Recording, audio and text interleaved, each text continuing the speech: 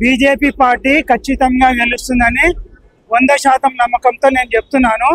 ఎందుకంటే TRS party, ఇటు పక్క కాంగ్రెస్ పార్టీ, ఈ రెండు పార్టీలు అవినీతిమయమైన పార్టీలు. కాంగ్రెస్ పార్టీ 12 లక్షల కోట్ల అవినీతి అక్రమాలలో కూడుకుపోయి ఉన్నది. కాంగ్రెస్ పార్టీ నేతలు ఎంతో మంది జైలుకు పోయారు. అట్లాగే వాళ్ళు 2G స్పెక్ట్రమ్ స్కాము, మళ్ళీ coal scam, Agusta Westland scam, గోఫో స్కాము, ఏషియన్ గేమ్స్ స్కాము, ఇట్లా అనేకమైన స్కామ్లు చేశారు. వాటి విలువ మొత్తం 12 లక్షల కోట్లు. వాళ్ళ మీద ఇంకా కేసులు నడుస్తున్నాయి.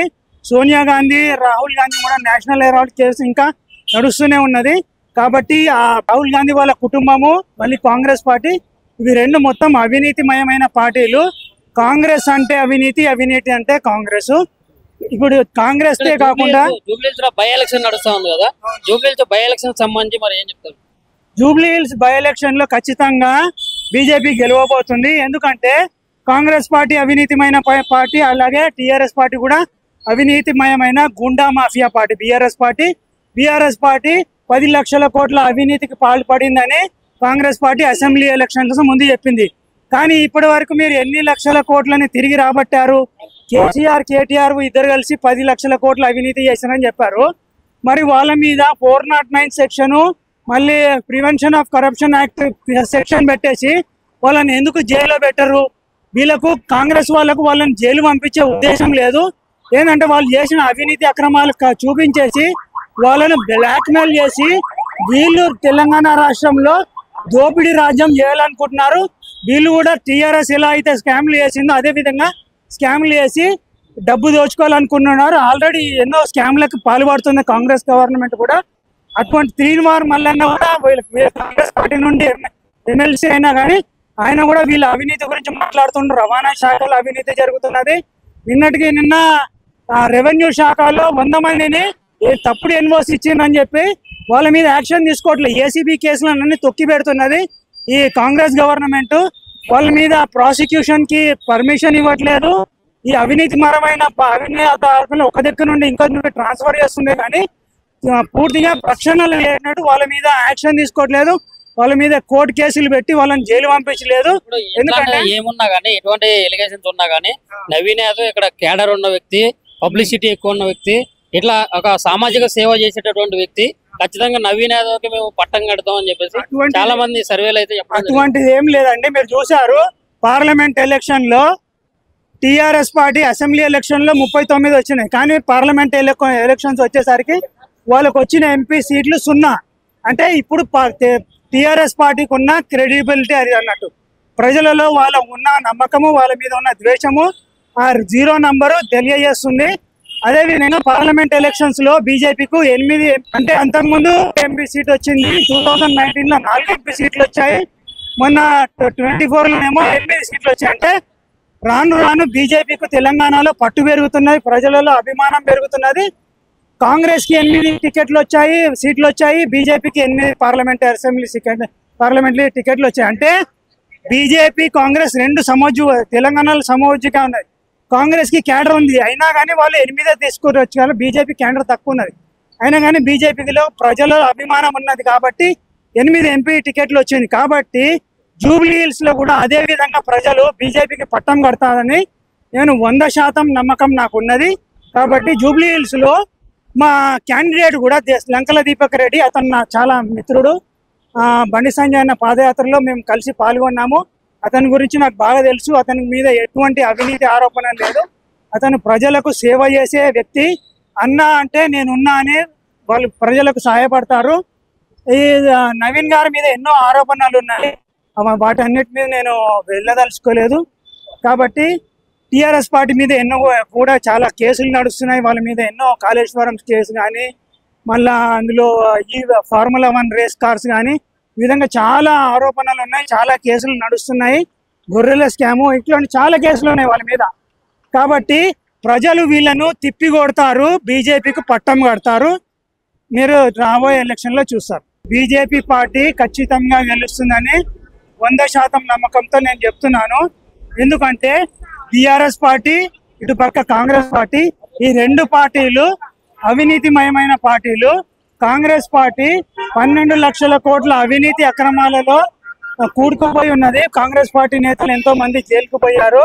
అట్లాగే వాళ్ళు 2G స్పెక్ట్రమ్ స్కాము, మళ్ళీ coal scam, Agusta Westland scam, గోఫో స్కాము, ఏషియన్ గేమ్స్ స్కాము, ఇట్లా అనేకమైన స్కామ్లు చేశారు. వాటి విలువ మొత్తం 12 లక్షల కోట్లు. వాళ్ళ మీద ఇంకా కేసులు నడుస్తున్నాయి. సోనియా గాంధీ, రాహుల్ గాంధీ కూడా నేషనల్ హెరాల్డ్ కేసు ఇంకా నడుస్తూనే ఉన్నది. కాబట్టి ఆ రాహుల్ గాంధీ వాళ్ళ కుటుంబము, మళ్ళీ కాంగ్రెస్ పార్టీ, ఇవి రెండు మొత్తం అవినీతిమయమైన పార్టీలు. కాంగ్రెస్ అంటే అవినీతి, అవినీతి అంటే కాంగ్రెస్. ఇప్పుడు కాంగ్రెస్ కాకుండా జూబ్లీహిల్స్ బై ఎలక్షన్ నడుస్తా ఉంది కదా, జూబ్లీహిల్స్ బై ఎలక్షన్ సంబంధించి మరి ఏం చెప్తారు? జూబ్లీహిల్స్ బై ఎలక్షన్ లో ఖచ్చితంగా బీజేపీ గెలవబోతుంది. ఎందుకంటే కాంగ్రెస్ పార్టీ అవినీతిమైన పార్టీ, అలాగే టిఆర్ఎస్ పార్టీ కూడా అవినీతిమయమైన గుండా మాఫియా పార్టీ. బీఆర్ఎస్ పార్టీ 10 లక్షల కోట్ల అవినీతికి పాల్పడిందని కాంగ్రెస్ పార్టీ అసెంబ్లీ ఎలక్షన్స్ ముందు చెప్పింది. కానీ ఇప్పటి వరకు మీరు ఎన్ని లక్షల కోట్లని తిరిగి రాబట్టారు? కేటీఆర్ ఇద్దరు కలిసి 10 లక్షల కోట్ల అవినీతి చేశారని చెప్పారు. మరి వాళ్ళ మీద 409 సెక్షను, మళ్ళీ prevention of corruption act section పెట్టేసి వాళ్ళని ఎందుకు జైల్లో పెట్టరు? వీళ్ళకు కాంగ్రెస్ వాళ్ళని జైలు పంపించే ఉద్దేశం లేదు. ఏంటంటే వాళ్ళు చేసిన అవినీతి అక్రమాలు చూపించేసి వాళ్ళను బ్లాక్మెయిల్ చేసి వీళ్ళు తెలంగాణ రాష్ట్రంలో దోపిడీ రాజ్యం చేయాలనుకుంటున్నారు. వీళ్ళు కూడా టీఆర్ఎస్ ఎలా అయితే స్కామ్లు చేసిందో అదే విధంగా స్కామ్లు చేసి డబ్బు దోచుకోవాలనుకుంటున్నారు. ఆల్రెడీ ఎన్నో స్కామ్లకు పాల్పడుతుంది కాంగ్రెస్ గవర్నమెంట్ కూడా. అటువంటి 3 మల్లన్న కూడా కాంగ్రెస్ పార్టీ నుండి ఎమ్మెల్సీ అయినా కానీ ఆయన కూడా వీళ్ళ అవినీతి గురించి మాట్లాడుతున్నారు. రవాణా శాఖలో అవినీతి జరుగుతున్నది. నిన్న రెవెన్యూ శాఖలో 100 మందిని తప్పుడు ఎన్ఓసి ఇచ్చిందని చెప్పి వాళ్ళ మీద యాక్షన్ తీసుకోవట్లేదు. ఏసీబీ కేసులన్నీ తొక్కి పెడుతున్నది ఈ కాంగ్రెస్ గవర్నమెంట్. వాళ్ళ మీద ప్రాసిక్యూషన్ కి పర్మిషన్ ఇవ్వట్లేదు. ఈ అవినీతిమరమైన అవినీతి ఒక దగ్గర నుండి ఇంకో ట్రాన్స్ఫర్ చేస్తుంది, కానీ పూర్తిగా రక్షణలు లేనట్టు వాళ్ళ మీద యాక్షన్ తీసుకోవట్లేదు. వాళ్ళ మీద కోర్టు కేసులు పెట్టి వాళ్ళని జైలు పంపించలేదు. ఎందుకంటే ఏమున్నా కానీ, ఎటువంటి ఎలిగేషన్స్ ఉన్నా కానీ, నవీన్ యాదవ్ ఇక్కడ కేడర్ ఉన్న వ్యక్తి, పబ్లిసిటీ ఎక్కువ ఉన్న వ్యక్తి, ఇట్లా ఒక సామాజిక సేవ చేసేటటువంటి వ్యక్తి. ఖచ్చితంగా నవీన్ యాదవ్ కి మేము పట్టం కడతాం అని చెప్పేసి చాలా మంది సర్వేలు అయితే చెప్పారు. అటువంటిది ఏం లేదండి. మీరు చూసారు పార్లమెంట్ ఎలక్షన్ లో టిఆర్ఎస్ పార్టీ అసెంబ్లీ ఎలక్షన్ లో 39 వచ్చినాయి. కానీ పార్లమెంట్ ఎలక్షన్స్ వచ్చేసరికి వాళ్ళకు వచ్చిన ఎంపీ సీట్లు 0. అంటే ఇప్పుడు టిఆర్ఎస్ పార్టీకి ఉన్న క్రెడిబిలిటీ అది అన్నట్టు. ప్రజలలో వాళ్ళ ఉన్న నమ్మకము, వాళ్ళ మీద ఉన్న ద్వేషము ఆ 0 నంబరు తెలియజేస్తుంది. అదేవిధంగా పార్లమెంట్ ఎలక్షన్స్ లో బీజేపీకు 8, అంటే అంతకుముందు ఎంపీ సీట్ వచ్చింది. 2019 లో 4 ఎంపీ సీట్లు వచ్చాయి. మొన్న 24 లోనేమో 8 సీట్లు వచ్చాయి. అంటే రాను రాను బీజేపీకు తెలంగాణలో పట్టు పెరుగుతున్నది, ప్రజలలో అభిమానం పెరుగుతున్నది. కాంగ్రెస్ కి 8 సీట్లు వచ్చాయి, బీజేపీకి 8 పార్లమెంటరీ టికెట్లు వచ్చాయి. అంటే బీజేపీ కాంగ్రెస్ రెండు తెలంగాణలో సమోజ్జిగా ఉన్నాయి.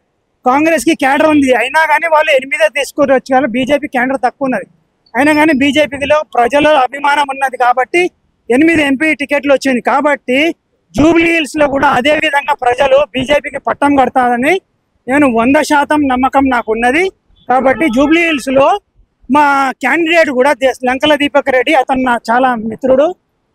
బండి సంజయ్ అన్న పాదయాత్రలో మేము కలిసి పాల్గొన్నాము.